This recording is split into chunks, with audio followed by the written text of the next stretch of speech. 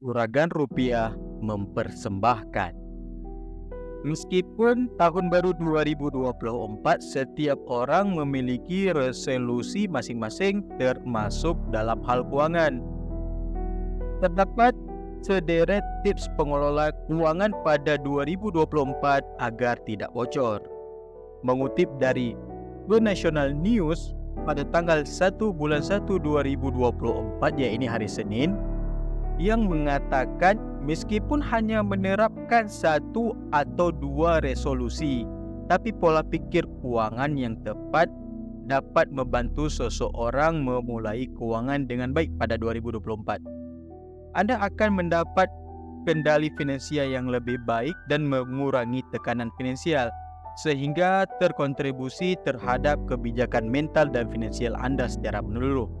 Ini dikutip dari bisnis The National News pada Senin tanggal 1 bulan 1 2024. Sementara itu, pakar keuangan dan pendiri platform finansial Which Raji, yakni Raji Kalpanin, mengatakan dalam menerapkan resolusi keuangan dan strategi dalam menumpuk tabungan, seseorang bisa berkaca pada kebiasaan belanja sebelumnya. Mulailah dengan mengumpulkan laporan dari 3 bulan terakhir yang mencakup semua transaksi kartu kredit dan debit, katanya. Kemudian seseorang bisa mengatur pengeluaran ke dalam berbagai kategori seperti sewa, makan di luar, belanja, dan lain-lain. Setelah Anda memahami kebiasaan belanja dan menerapkan anggaran, langkah selanjutnya adalah melihat strategi menabung yang ingin Anda ikuti. Nah, pada video kali ini kita akan membahas 5 tips mengelola keuangan yang bisa diterapkan pada 2024. Yang pertama, mempersiapkan dana darurat. Dana darurat merupakan sejumlah uang yang dapat digunakan dalam waktu singkat untuk menutupi pengeluaran yang tak terduga, seperti pembaikan rumah, pembaikan mobil. Alokasi dananya harus menutupi biaya minimal 3 hingga 6 bulan dan berada di rekening bank secara terpisah dari rekening pengeluaran sehari-hari. Dana ini nantinya memberikan bantalan finansial untuk pengeluaran tak terduga, sehingga tak perlu bergantung pada kartu kredit, pinjaman, tabungan khusus pada saat keadaan darurat. Tips yang kedua itu menerapkan pola anggaran 50-30-20. Sistem penganggaran 50-30-20 yaitu membagi porsi dari keseluruhan alokasi dana yang ada. Yang pertama itu 50% pendapatan bisa dimanfaatkan untuk kebutuhan yang mencakupi hal-hal seperti perumahan, bahan makanan, dan pendidikan. Kemudian yang 30% untuk kebutuhan yang mencakupi perawatan diri dan aktivitas rekreasi ataupun berhiburan. Yang selanjutnya, yang ketiga, itu ada sisa 20% bisa dialokasikan untuk tabungan dan investasi.